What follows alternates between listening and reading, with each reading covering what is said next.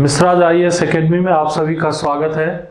और आज हम चर्चा करने वाले हैं फिजिक्स के एक महत्वपूर्ण टॉपिक जिसका नाम है वेव एंड वेव मोशन। जीवन पर्यंत हमारे सामने अलग अलग तरह की तरंगें गुजरती रहती हैं और इन तरंगों का हम उपयोग भी करते हैं और इनमें से कुछ तरंगें हमारे जीवन के लिए खतरनाक भी होती हैं। तो फिजिक्स में तरंग का अध्ययन एक विशेष तरीके से हम लोग करेंगे आज यहाँ पर और समझने का प्रयास करेंगे कि ये तरंग हमारे लिए कितना उपयोगी है, इसके प्रकार क्या हैं और साथ ही साथ विभिन्न प्रकार के तरंगों को उदाहरणों के साथ समझेंगे। तो आइए सबसे पहले देखते हैं ये तरंग को डिफाइन कैसे करते हैं। तो देखिए एक सिंपल डेफिनेशन है, तरंग में क्या इन्वॉल्व होता है। तो it involve the transport of energy, यानी कि जो तरंग है वो एक तरह से ऊर्जा को ट्रांसपोर्ट करता है, एनर्जी को ट्रांसपोर्ट करता है, एनर्जी को ले जाता है। And without transport of matter, और साथ में जिस मैटर में वो तरंग चल रहा है वो पानी हो सकता है, वो कोई पदार्थ हो सकता है, वो भूकंपीय तरंगें हो सकती है। तो वो चीज एनर्जी को तो ट्रांसपोर्ट कर रहा है, एनर्जी को तो एक जगह से दूसरी जगह पहुंचा रहा है, लेकिन जो मैटर है, जो वस्तु है, जो पदार्थ है या जो उसके पार्टिकल्स है वो वहीं के वहीं स्थिर है। ये जो फिजिक्स का ये जो कॉन्सेप्ट है इसी को वेव कहा जाता है, यानी कि तरंग कहा जाता है। और जब तरंग की बात आप करेंगे तो wave is a physical phenomena, यानी कि एक भौतिकीय घटना है। तरंग एक भौतिकीय घटना है जिसमें तीन चीजें महत्वपूर्ण हैं। एक बात है फ्रीक्वेंसी जिसको कहते हैं आवृत्ति, वेवलेंथ जिसको कहते हैं तरंग दैर्घ्य, और तीसरी चीज जिसको कहते हैं आयाम यानी कि एम्पलीट्यूड। यानी कि तरंग एक वो अवधारणा है जिसमें फ्रीक्वेंसी होगी, एम्पलीट्यूड होगा और वेवलेंथ भी होगा। तो तरंग क्या है? तरंग एक वो घटना है, वो परिघटना है जिसमें ट्रांसपोर्ट ऑफ द एनर्जी, यानी किसी ऊर्जा को हम एक जगह से दूसरी जगह भेजते हैं, लेकिन इससे मैटर को यानी उस वस्तु या पदार्थ को हम एक जगह से दूसरी जगह नहीं भेजते। इस घटना को हम लोग वेव यानी कि तरंग कहते हैं। तरंग के प्रकार देख लेते हैं, टाइप्स क्या है। तो देखिए तरंग के दो बड़े प्रकार हैं, mechanical wave and non mechanical wave. तो देखिए मैकेनिकल वेव यानी कि यांत्रिक तरंगे और नॉन मैकेनिकल वेव यानी अयांत्रिक तरंगे। तो जो अयांत्रिक तरंगे होती हैं उनको इलेक्ट्रोमैग्नेटिक वेव भी कहते हैं। तो इसे ध्यान रखिएगा, यहाँ क्वेश्चन बन जाएगा कि नॉन मैकेनिकल वेव्स को और किस नाम से जाना जाता है, तो वो इलेक्ट्रोमैग्नेटिक वेव्स है, क्योंकि ये नॉन मैकेनिकल है और ये है मैकेनिकल वेव्स। अब मैकेनिकल वेव यानी यांत्रिक, यानी किसी चीज में ये उत्पन्न की गई या किसी चीज के द्वारा उत्पन्न किया गया। और जो मैकेनिकल वेव होते हैं ना उसके लिए आपको मीडियम की जरूरत होती है, माध्यम की जरूरत होती है। और जो ये नॉन मैकेनिकल वेव होते हैं ना, जो इलेक्ट्रोमैग्नेटिक वेव होते हैं, उसके लिए माध्यम की जरूरत, मीडियम की जरूरत नहीं होती है। अलग से हम लोग देखेंगे इलेक्ट्रोमैग्नेटिक वेव की कैरेक्टरिस्टिक में। फिलहाल मैकेनिकल वेव की बात करते हैं। तो मैकेनिकल वेव भी दो तरह के होते हैं, लॉन्गिट्यूडनल वेव अनुदैर्घ्य तरंग, ट्रांसवर्स वेव यानी अनुप्रस्थ तरंग। अब ये ध्यान रखना पड़ेगा, मैकेनिकल वेव मतलब दो तरह की मैकेनिकल वेव, लॉन्गिट्यूडनल यानी कि अनुदैर्घ्य और ट्रांसवर्स यानी कि अनुप्रस्थ। अब फिर समझने की जरूरत आ गई कि लॉन्गिट्यूडनल वेव क्या होता है, यानी इसमें लॉन्गिट्यूडनल वेव में जो वेव है यानी जो एनर्जी है वो कैसे गति करेगा। तो देखिए ये जो तरंग होता है ना लॉन्गिट्यूडनल, लॉन्गिट्यूड तो समझते हैं आप लोग, है ना, लॉन्गिट्यूड। तो जैसे लॉन्गिट्यूड होता है एक ही लेवल में होता है, तो ऐसे ही इस तरंग में क्या होता है, जो तरंग गति होती है यानी जो वेव मोशन होता है उसकी दिशा, उसका जो डायरेक्शन होगा यानी तरंग गति की दिशा माध्यम के कणों के कंपन करने की दिशा के अनुदिश या समानांतर होगी। मतलब क्या हुआ कि जिस दिशा में तरंग गति कर रही है उसी दिशा में उसके पार्टिकल्स भी गति कर रहे हैं। यानी पार्टिकल्स यानी कि कण, यानी कि जो कण है वो और जो तरंग की दिशा है वो परस्पर समानांतर है, पैरेलल है। तो ऐसे तरंग को हम लॉन्गिट्यूडनल वेव कहेंगे। ये तो डेफिनेशन हो गया। उदाहरण देंगे तो एकदम आसान हो जाएगा। कैसे? तो देखिए, साउंड वेव्स इन एयर, हवा में, जैसे ध्वनि है, हवा साउंड जो होता है उसके लिए माध्यम की जरूरत होती है। माध्यम सॉलिड भी हो सकता है, लिक्विड भी हो सकता है, गैस भी हो सकता है ना, ये माध्यम हो सकता है। तो अगर हमने हवा में, हवा मतलब एयर, एयर मतलब जो हमने गैस, गैस समझिए, तो गैस यानी कि हवा में साउंड का वेव जो है, ये उदाहरण है लॉन्गिट्यूडनल वेव का। यानी कि जब ध्वनि तरंग गति करेगी तो ध्वनि तरंग के गति की दिशा और जो पार्टिकल का वाइब्रेशन होगा, यानी पार्टिकल जो गति करेगी वो दिशा एक ही दिशा में होगी या फिर समानांतर होगी, मतलब उसकी दिशा एक जैसी रहेगी। तो क्या हो गया ये लॉन्गिट्यूडनल वेव। तो यहां पर एक एग्जांपल मिल गया आपको। क्वेश्चन बन सकता है कि भाई साउंड वेव किस तरह का मैकेनिकल वेव है, तो लॉन्गिट्यूडनल मैकेनिकल वेव है। एक और बड़ा example, P wave. P wave यानी कि प्राइमरी वेव। प्राइमरी वेव कहां होता है? अर्थक्वेक में। अर्थक्वेक यानी भूकंप के दौरान दो तरह के वेव्स जनरेट होते हैं। एक होता है पी वेव्स यानी प्राइमरी वेव्स, और दूसरा होता है सेकेंडरी वेव यानी एस वेव। लेकिन यहां पर मैं सिर्फ पी वेव की बात कर रहा हूं। पी वेव क्या होता है? तो प्राइमरी वेव्स जो एक सिस्मिक वेव है, ये लॉन्गिट्यूडनल वेव का उदाहरण है। क्यों? क्योंकि इसमें क्या होता है कि जो तरंग गति करता है वो पुश पुल डायरेक्शन में करता है। यानी पुश यानी कि पार्टिकल्स को, यानी अगर वो पृथ्वी में गति कर रहा है तो धरातल के एक भाग को पुश करेगा या फिर पुल करेगा। यानी कि एक जगह से दूसरी जगह वो तरंग का जो ट्रांसफर होता है, यानी तरंग ऊर्जा का जो ट्रांसफर होता है वो पुश पुल तरीके से होता है, और इसे पी वेव कहते हैं। इसे हम लोग एक चित्र में भी देख सकते हैं। देखिए यहां पर हमने एक चित्र बनाया है। ये चित्र में ये जो है यहाँ भूकंप का यहाँ फोकस है। अब ये भूकंप की जो तरंगे हैं, देखिए कैसे गति कर रही है। भूकंप की तरंगों को हमने दो भागों में बांटा है। ये इधर है एस वेव और इधर है पी वेव। तो जो पी वेव होता है ना, वो प्राइमरी वेव होता है। तो प्राइमरी वेव जो होता है वो सॉलिड में भी गति करता है, लिक्विड में भी करता है और गैस में करता है। तो अभी हमने उधर दिखाया है आपको पी वेव। एस वेव पे भी बात करेंगे, लेकिन पी वेव देखिए तीनों ही स्थिति में, यानी कि ये हो गया इनर कोर यानी पृथ्वी का सबसे आंतरिक भाग, ये हो गया आपका उसका आउटर कोर यानी कि इनर कोर के बाहर का हिस्सा आउटर कोर। तो यहां पर कुछ लिक्विड स्टेज में चीजें होती है, पृथ्वी के भीतर जो है द्रवित अवस्था में चीजें होती हैं। तो यहां पर ये जो पी वेव होता है ये इन तीनों में गति करके आगे बढ़ सकते हैं। अगर लिक्विड है तो भी गति करेगा और अगर सॉलिड है तो भी गति करेगा। तो पी वेव जो होता है ना, वो लॉन्गिट्यूडनल वेव का उदाहरण है। अब आगे बढ़ते हैं। एक और एग्जांपल मिल गया आपको। ये जो अल्ट्रासाउंड होता है, आपने बहुत कॉमनली सुना होगा, काफी यूज होता है अल्ट्रासाउंड। अल्ट्रासाउंड क्या है? ये एक हाई फ्रीक्वेंसी साउंड वेव है। हाई फ्रीक्वेंसी यानी बहुत ज्यादा आवृत्ति की साउंड वेव है, अल्ट्रासाउंड बोलते हैं। और इसका उपयोग क्या करते हैं हम लोग? तो शरीर के आंतरिक भागों की जांच करने के लिए अल्ट्रासाउंड का उपयोग किया जाता है। लेकिन ये अल्ट्रासाउंड क्या है? तो ये this ultrasound is also the longitudinal waves, यानी कि अनुदैर्घ्य तरंग का ये उदाहरण है। तो अल्ट्रासाउंड, ये जो सिस्मिक वेव यानी भूकंपीय तरंगों का जो पी वेव है, क्योंकि दो भूकंपीय तरंगों में दो चीजें आएंगी, पी वेव और एस वेव। तो अभी हम बात कर रहे हैं पी वेव की। तो पी वेव और जो साउंड वेव है, सामान्य ध्वनि तरंगे हैं, ये सभी एग्जाम्पल हैं हमारे जो अनुदैर्घ्य तरंग की, जिसमें कि जो तरंग की दिशा होगी और जो पार्टिकल की दिशा होगी, यानी जिस माध्यम में वो गति कर रहा है उसके जो कण होंगे उनकी दिशा एक ही होगी, या फिर वो जो कण होंगे उस तरंग के पैरेलल चलेंगी। तो ये हो गया आपका अनुदैर्घ्य तरंग। अब चलते हैं ट्रांसवर्स वेव की। ट्रांसवर्स वेव को हिंदी में कहते हैं अनुप्रस्थ तरंग। अनुप्रस्थ तरंग क्या होता है? तो इसमें जो तरंग गति की दिशा होगी, तरंग कंपैरिजन करते हुए चलेंगे तो आसान रहेगा। देखिए लॉन्गिट्यूडनल वेव में तरंग गति की दिशा और माध्यम के कण की दिशा एक ही थी। यहां पर क्या हो जाता है?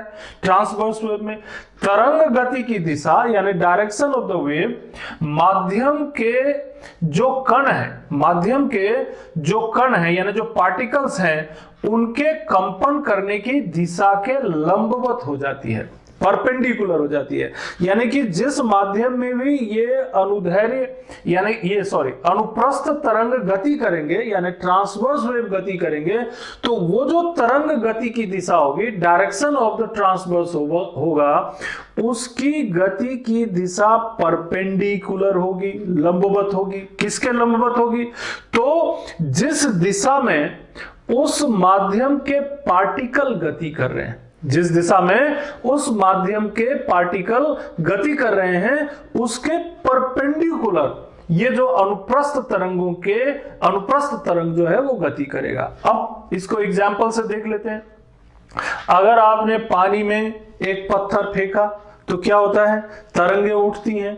तो वो तरंग जो है, वो जो रिपल्स हैं जो पानी में वो जो रिपल्स उत्पन्न होती हैं, that ripple is the example of the transverse wave. ये एक एग्जाम्पल हो गया। दूसरा, जो secondary wave of an earthquake, जो भूकंप की सेकेंडरी वेव है ना, ये भी अनुप्रस्थ तरंग का उदाहरण है। यहां पर देखते हैं, ये देखिए एस वेव लिखा हुआ है। यहां पर ये ध्वनि तरंग, ये जो तरंग है भूकंपीय तरंग है, यानी सिस्मिक वेव कहते हैं। ये उत्पन्न होकर के फैल रही है, धरातल के चारों तरफ फैल रही है। लेकिन ये सिस्मिक वेव जो होते हैं, इनका जो एस वेव होता है, सेकेंडरी वेव होता है ना, ये लिक्विड में गति नहीं करते, ये केवल सॉलिड में गति करते हैं। और गति भी कैसे करते हैं? ये गति करते हैं up and down, up and down, ऊपर नीचे गति करते हैं। तो ये एस वेव देखिए सॉलिड में गति कर रहे हैं और अप डाउन गति कर रहे हैं, यानी एक तरंग की तरह गति कर रहे हैं, यानी कि एक वेव की तरह गति कर रहे हैं। और इसकी गति भी धीमी होती है, स्लो होती है, और उसका स्लो होना ही धरातल के लिए खतरनाक होता है। इसीलिए हमेशा बोला जाता है कि secondary wave is more dangerous than the primary wave. Secondary wave से ज्यादा नुकसान होता है हमारी धरातल पर जब भूकंप आते हैं। समझ में आ गया? क्या क्या बताया हमने? देखिए, सेकेंडरी वेव जो होता है ये ट्रांसवर्स वेव का उदाहरण है, और जो प्राइमरी वेव है ये लॉन्गिट्यूडिनल वेव का उदाहरण है। और प्राइमरी वेव तीनों ही माध्यम में, लिक्विड और सॉलिड और गैस तीनों में गति कर सकते हैं। लेकिन जो सेकेंडरी वेव होते हैं वो केवल और केवल सॉलिड में गति करते हैं। यही कारण है कि ये देखिए हमने यहां पर ये कोर सेक्शन से बाहर की ओर रखा है इस तीर के निशान को, और प्राइमरी वेव को हमने देखिए कहां रखा है? तीनों सेक्शन में रखा है, यानी कि इनर कोर में भी रखा, आउटर कोर में भी रखा, और इसके बाहरी सरफेस को भी रखा है। और जो सेकेंडरी वेव है उसे हमने केवल एक्सटर्नल एरिया पर, एक्सटर्नल सरफेस पर ही रखा, क्योंकि ये केवल जो है सॉलिड एरिया में ही गति कर सकते हैं। तो यहां पर एग्जांपल के लिए आपको बता दिया हमने कि यहां पर एग्जांपल आपके सामने आ गया कि जो secondary wave of an earthquake है, जो कि अप एंड डाउन यानी ऊपर नीचे की ओर गति करता है, वो और स्लो भी होता है और डेंजरस भी होता है, ये जो है हमारा ट्रांसवर्स वेव का उदाहरण है। अब यहां पर एक और बड़ा एग्जांपल है इलेक्ट्रोमैग्नेटिक वेव। जो विद्युत चुंबकीय तरंग होते हैं ना, विद्युत चुंबकीय तरंग, यानी कि जिसके लिए कोई माध्यम की आवश्यकता नहीं होती, no medium required for electromagnetic waves, है ना, जैसे लाइट है, जैसे एक्सरे है, जैसे गामा रे है ना, जैसे रेडियो वेव्स है, इसको हम आगे बताएंगे आपको। और तो ये जो वेव्स हैं, इलेक्ट्रोमैग्नेटिक वेव्स, ये भी ट्रांसवर्स वेव का ही उदाहरण है, अनुप्रस्थ वेव का ही उदाहरण है। और अनुप्रस्थ वेव की क्या खासियत रहती है? इसमें तरंग की गति की दिशा और कंपन के जो माध्यम है उनके कंपन के गति की दिशा के परपेंडिकुलर होती है। तो ये बेसिक कॉन्सेप्ट याद रखना है और एग्जाम्पल याद रखना है। एग्जाम में इसी पे क्वेश्चन बन जाएगा कि इलेक्ट्रोमैग्नेटिक वेव्स किसका एग्जाम्पल है, तो आपको बताना है ये ट्रांसवर्स वेव का उदाहरण है। ओशन वेव, जो हमारे समुद्र की जो तरंगे होती है ना, it's also the example of the ocean wave. And the wave of a string, अगर मान लीजिए एक तार है, उसको एक खंभे से बांध दिया और एक तरफ से हमने उसको ऐसे ऊपर नीचे किया, तो वो जो वेव जनरेट होगा, that is also the example of the transverse wave. तो ट्रांसवर्स वेव के एग्जाम्पल ध्यान रखना है, लॉन्गिट्यूडिनल वेव के एग्जाम्पल ध्यान रखना है। इसके अलावा वेव को दो भागों में बांटना है, मैकेनिकल एंड नॉन मैकेनिकल, यानी कि इलेक्ट्रोमैग्नेटिक इलेक्ट्रोमैग्नेटिक वेव, और मैकेनिकल वेव को दो भागों में बांटना है, लॉन्गिट्यूडनल एंड ट्रांसवर्स वेव। अब आगे बढ़ते हैं। अब यहां पर बात करते हैं जो नॉन मैकेनिकल वेव है, वो नॉन मैकेनिकल वेव जिसको हम लोग इलेक्ट्रोमैग्नेटिक वेव कहते हैं। और इलेक्ट्रोमैग्नेटिक वेव का कॉन्सेप्ट पहली बार दिया था मैक्सवेल साहब ने 1864 में। मैक्सवेल जी ने ये पहली बार ये कॉन्सेप्ट दिया था और बताया था कि ऐसे भी वेव्स हो सकते हैं जिनके लिए कोई मीडियम की आवश्यकता होती ही नहीं है, और यहीं से ये अवधारणा का विकास हुआ। 1864 में इलेक्ट्रोमैग्नेटिक वेव्स मैक्सवेल के द्वारा ये विकसित किया गया। अब यहां पर अच्छा, ये इलेक्ट्रोमैग्नेटिक वेव्स क्या होते हैं, अभी मैंने एग्जांपल बताया, ये ट्रांसवर्स वेव के उदाहरण है ना, ये ट्रांसवर्स वेव के उदाहरण है, यानी कि अनुप्रस्थ तरंगों के उदाहरण में इसे आपको रखना है। इसके लिए माध्यम की आवश्यकता, नो मीडियम इज रिक्वायर्ड, माध्यम की जरूरत नहीं है, यानी कि सॉलिड लिक्विड गैस की आवश्यकता नहीं है, ये निर्वात में भी गति कर सकता है। इलेक्ट्रोमैग्नेटिक वेव्स की खासियत क्या रहती है, it can move in vacuum also, ये निर्वात में भी गति कर सकते हैं। और जितने भी इलेक्ट्रोमैग्नेटिक वेव्स होंगे, it moves with the speed of light, ये प्रकाश की गति से चलते हैं। प्रकाश की जो गति होती है 3 × 10⁸ क्या 3 × 10⁸ मीटर पर सेकेंड, 3 × 10⁸ मीटर पर सेकेंड, इस गति से चलने वाली जितनी भी तरंगें होगी वो इलेक्ट्रोमैग्नेटिक वेव्स होगी। इसके अलावा ये फोटॉन से बने होते हैं। फोटॉन छोटे छोटे एनर्जी पैकेट होते हैं, एनर्जी पैकेट, यानी कि electromagnetic waves are formed by the small energy packets, छोटे छोटे एनर्जी पैकेट से ये बने रहते हैं। अब यहां पर जरूरत पड़ती है कि इलेक्ट्रोमैग्नेटिक वेव्स के एग्जांपल्स क्या क्या हो सकते हैं ना। हम लोग बहुत यूज करते हैं इन सब चीजों का, वेव्स का बहुत इस्तेमाल करते हैं। मैंने शुरू में ही बताया कि जीवन में आने से पहले, यानी कि पैदा होने से पहले और मृत्यु तक हम जीवन पर्यंत अलग अलग किस्म के वेव्स का उपयोग करते रहते हैं। जब बच्चा पैदा नहीं होता, मां के गर्भ में होता है, उस समय ही उसे अल्ट्रासाउंड का सामना करना पड़ता है। अभी मैंने एग्जाम्पल में आपको बताया अभी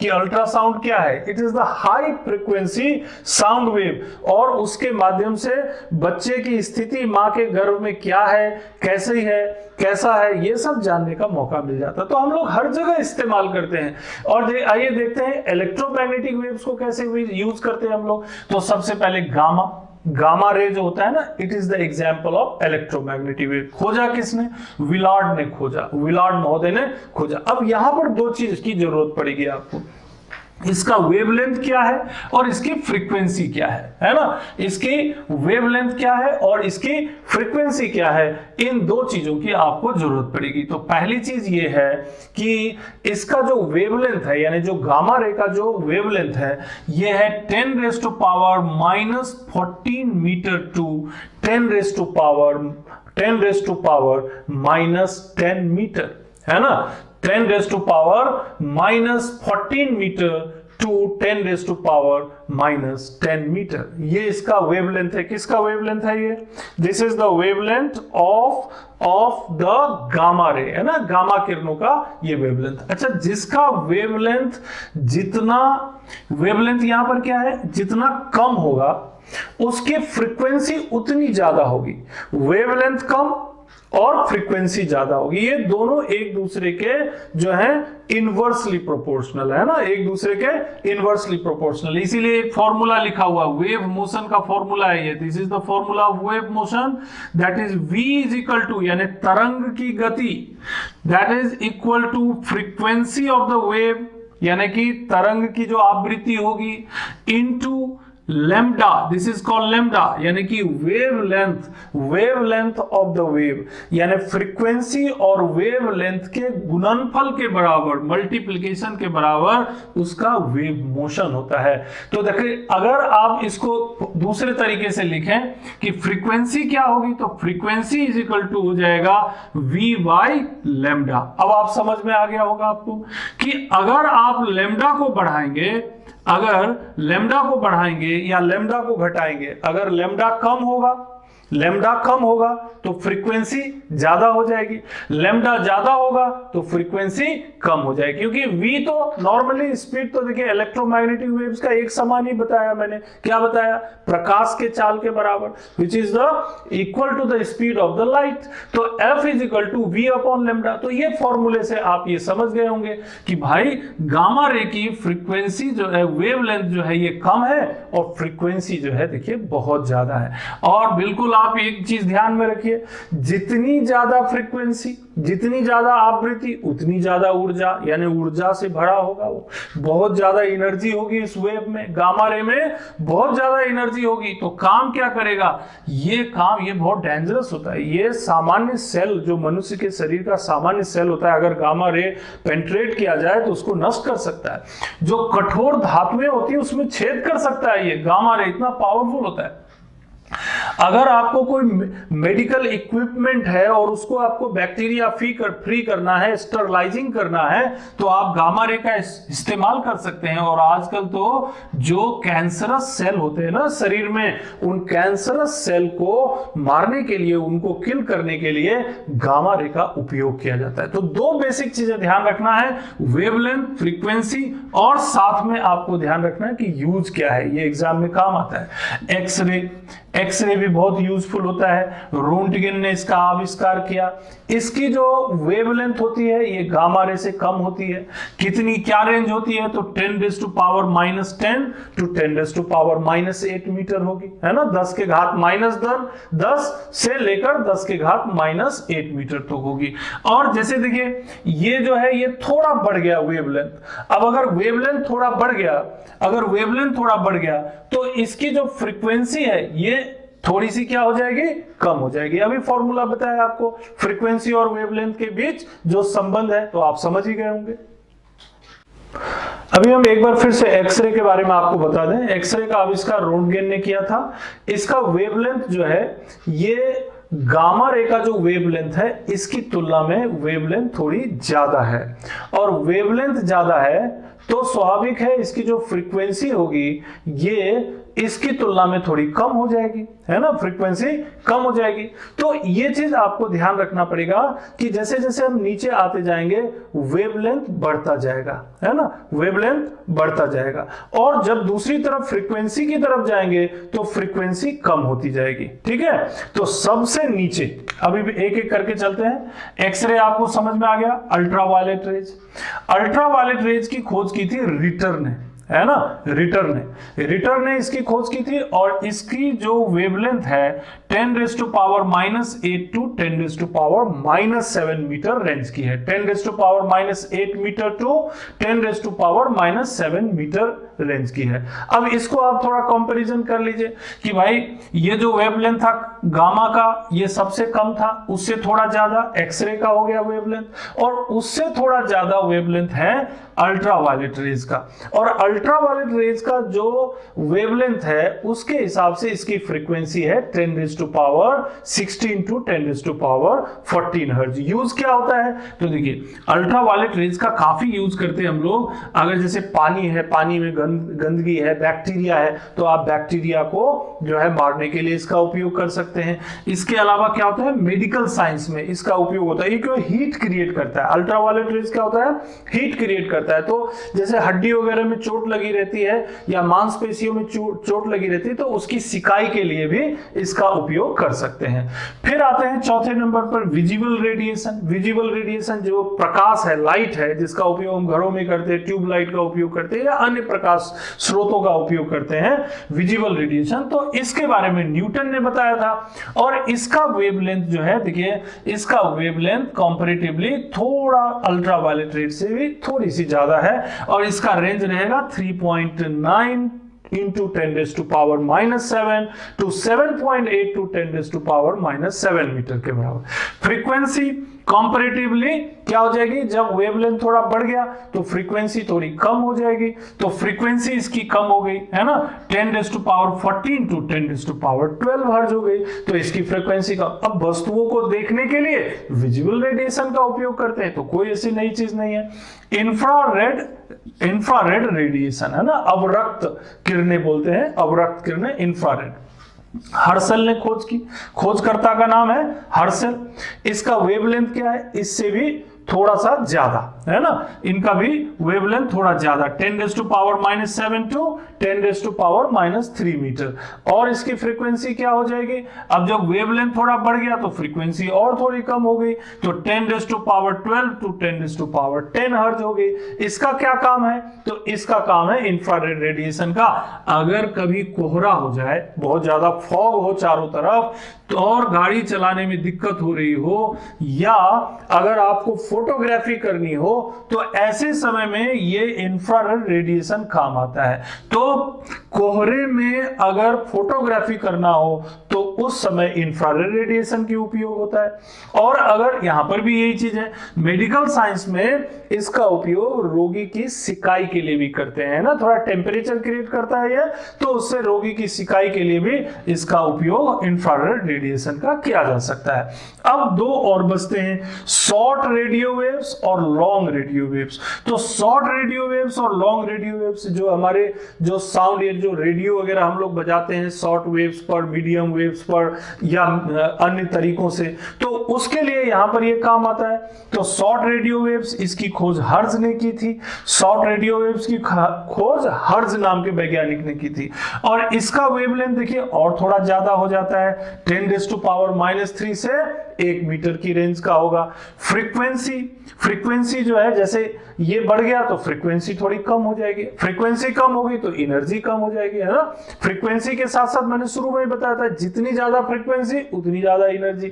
यहां पर फ्रीक्वेंसी कम हो गई तो एनर्जी भी कम हो गई। अब इसका उपयोग जो है हम लोग रेडियो बजाने में, टीवी में, टेलीफोन में कर सकते हैं। और एक लास्ट बचता है long radio waves. Long radio waves की खोज की थी मार्कोनी नाम के वैज्ञानिक ने 1900 में, है ना। और पहला मैसेज जो इन्होंने भेजा था रेडियो का उपयोग करके, वो 1900 ईस्वी में किया था। तो मार्कोनी हो गए लॉन्ग रेडियो वेव्स। इसका वेवलेंथ देखिए बहुत ज्यादा हो जाता है, 1 मीटर से लेकर के 10⁻⁴ मीटर तक का इसका वेवलेंथ होता है। तो वेवलेंथ बहुत हो गया तो इसकी फ्रीक्वेंसी जो है कम हो गई, और इसका उपयोग भी हम लोग रेडियो और टीवी में कर सकते हैं। तो इस तरह से इलेक्ट्रोमैग्नेटिक वेव्स के बारे में भी आपको मालूम पड़ गया, और साथ ही साथ आपको यह भी बता दिया गया कि जो हमारी जो वेवलेंथ है, यानी कि जो यहाँ पर तरंग दैर्घ्य लैम्डा है और जो फ्रीक्वेंसी है, इनमें आपस में संबंध क्या है, तो इनवर्सली प्रोपोर्शनल का संबंध है। इस तरह से तरंग गति का एक इक्वेशन आप लोग याद रखिएगा, इसे v बराबर n लैम्डा, n फ्रीक्वेंसी, तो यहां समझने के लिए मैंने f कर दिया है, ये आप याद रख सकें f लैम्डा। ऐसा भी क्वेश्चन पूछा जा सकता है। अब चलते हैं हम लोग वेव मोशन के बारे में बात करते हैं। वेव मोशन में जो है तरंग गति है, उसमें 3 शब्द महत्वपूर्ण हैं।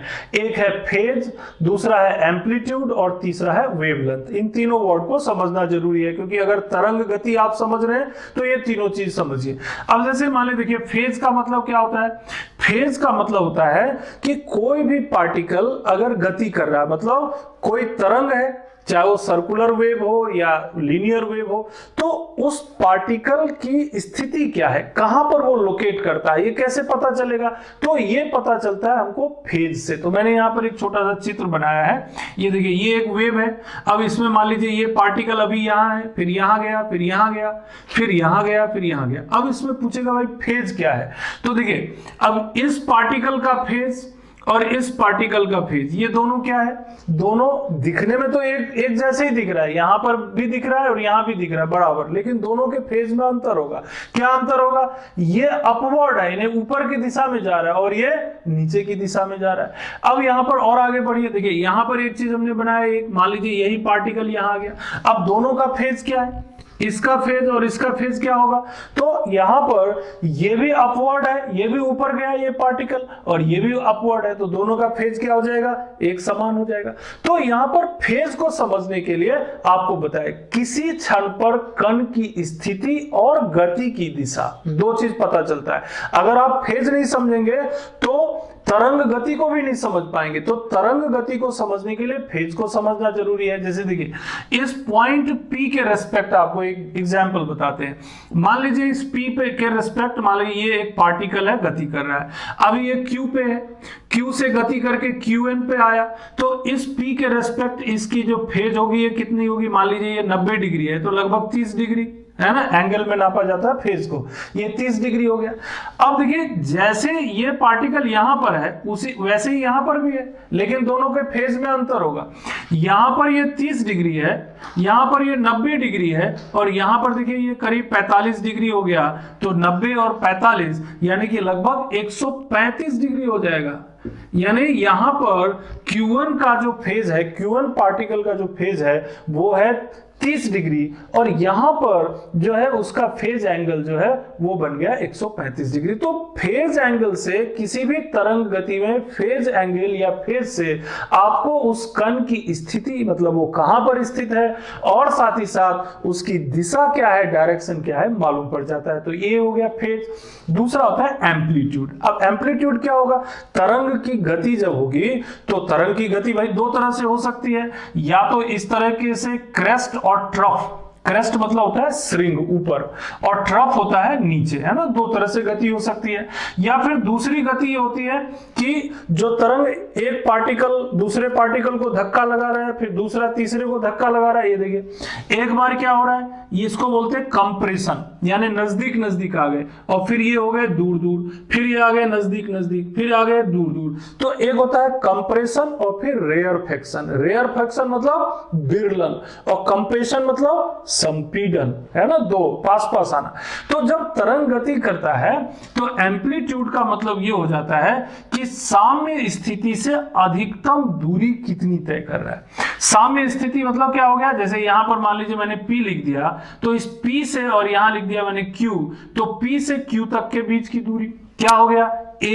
तो ये जो डिस्टेंस यहां पर आप देख रहे हैं इस तरंग की, इसी को कहा जाता है एम्पलीट्यूड, इसको आयाम कहा जाता है। इसी तरह दूसरी तरफ भी देखेंगे तो ये आयाम हो गया। मतलब इसमें दिशा कोई सी भी हो, लेकिन साम्य स्थिति से यानी मिडिल पोजीशन से अधिकतम दूरी, मिडिल पोजीशन से जो भी अधिकतम दूरी आएगी वो एम्पलीट्यूड हो गया। तो ये आपका एम्पलीट्यूड। और तीसरा होता है वेवलेंथ, यानी वेवलेंथ मतलब तरंग दैर्घ्य। तरंग दैर्घ्य कैसे निकालेंगे?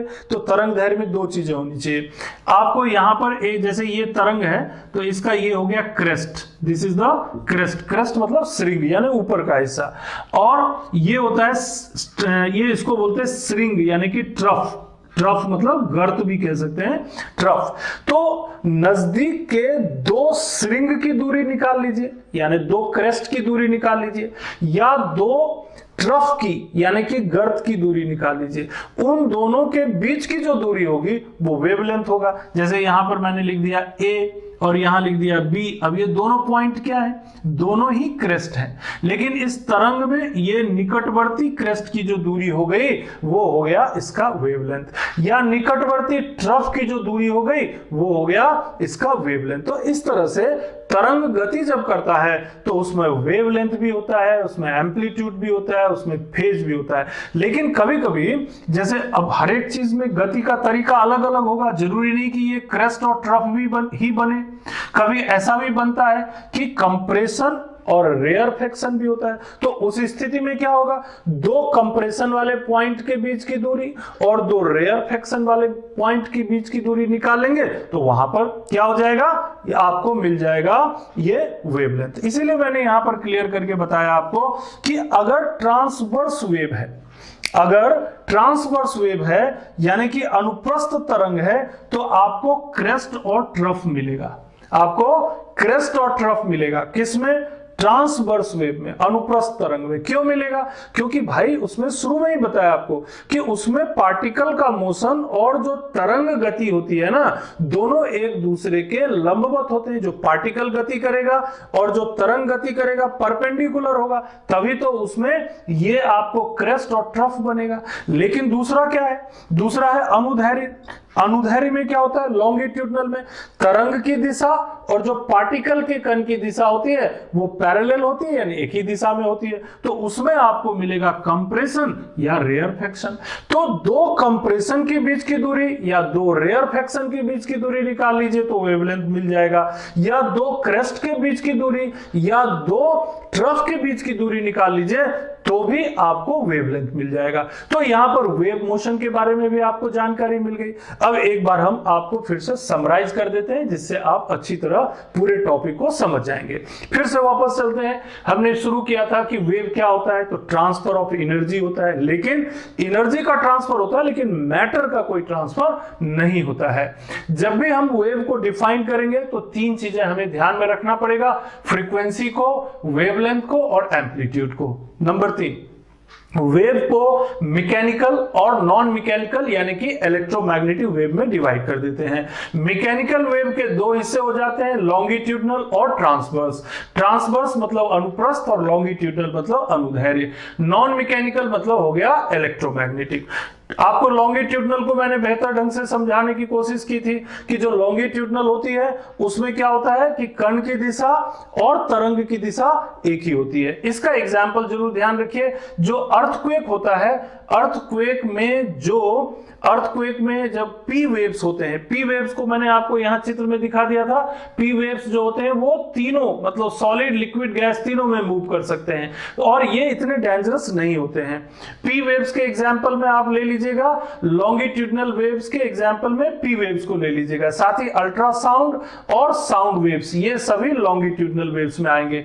फिर ट्रांसवर्स वेव में जाइएगा, ट्रांसवर्स वेव में क्या एग्जाम्पल बताया मैंने, इसमें ये होता है कि तरंग की दिशा और कण के कंपन की दिशा क्या हो जाती है, परपेंडिकुलर हो जाती है। इसमें आप जो है रिपल्स इन वाटर यानी पानी में जो तरंग उठता है उसको ले सकते हैं। जो सेकेंडरी वेव्स है, secondary waves of the earthquake, earthquake का जो सेकेंडरी वेव होता है उसे रखिएगा, है ना, क्योंकि उसमें अप एंड डाउन होता है। तो ये चित्र में हमने दिखा दिया कि देखिए ये सेकेंडरी वेव है, ये बहुत डेंजरस है, इसकी गति धीमी है, लेकिन पृथ्वी पर नुकसान ज्यादा एस वेव के कारण होता है क्योंकि ये अप डाउन गति करता है। इलेक्ट्रोमैग्नेटिक वेव जो होता है ना, ये भी ट्रांसवर्स वेव के एग्जाम्पल में आपको रखना है।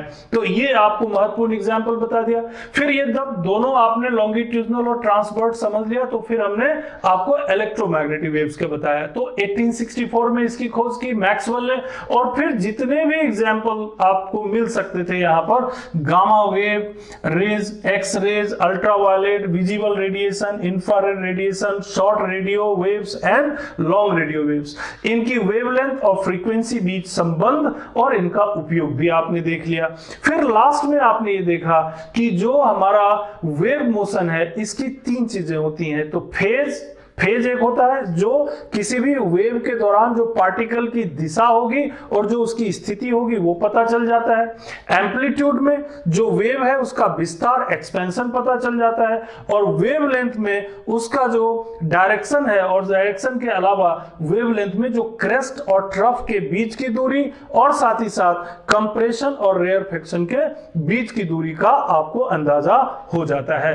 तो यहां पर महत्वपूर्ण बात एक और रह गई कि वेव मोशन का फॉर्मूला क्या है वो भी आपको पता चल गया, v = f × लैम्डा, और f जो है वो तरंग की जो है फ्रीक्वेंसी है, लैम्डा जो है उसका तरंग दैर्घ्य है। और अगर फ्रीक्वेंसी और लैम्डा के बीच रिलेशन देखना है तो आप इस फॉर्मूले को ऐसे चेंज कर दीजिए, f = v/λ, यानी कि अगर किसी भी तरंग गति का तरंग दैर्घ्य ज्यादा है तो उसकी फ्रीक्वेंसी कम होगी, और अगर उसका तरंग दैर्घ्य कम है, जैसे कि गामा रेज में आपको बताया था तरंग दैर्घ्य कम है, तो स्वाभाविक है कि उसकी फ्रीक्वेंसी बहुत ज्यादा होगी और इसी कारण से इसमें ज्यादा एनर्जी होगा। और उसी के आधार पर हम लोग विभिन्न क्षेत्रों में इन सब तरंगों का उपयोग करते हैं। तो जो शुरू में मैंने आपको बात बताई थी कि आज चाहे मेडिकल साइंस हो, चाहे इंडस्ट्री हो, चाहे कम्युनिकेशन सेक्टर हो, हर जगह हम लोग तरंगों से घिरे हुए हैं, वेव से घिरे हुए हैं। और इसी दृष्टिकोण से हमें तरंग को के जो बेसिक कॉन्सेप्ट हैं इनको समझने की जरूरत है। और इसी तरह के महत्वपूर्ण वीडियोस के लिए मैं आपसे रिक्वेस्ट करूंगा कि आप हमारे चैनल को सब्सक्राइब करें और शेयर और कमेंट और लाइक करें और बेल आइकॉन जरूर दबा दें, जिससे कि आपको और भी नोटिफिकेशन समय पर मिलते रहेंगे। मैं आपसे वादा करता हूं कि ऐसे महत्वपूर्ण वीडियो आप तक हम पहुंचाते रहेंगे। धन्यवाद।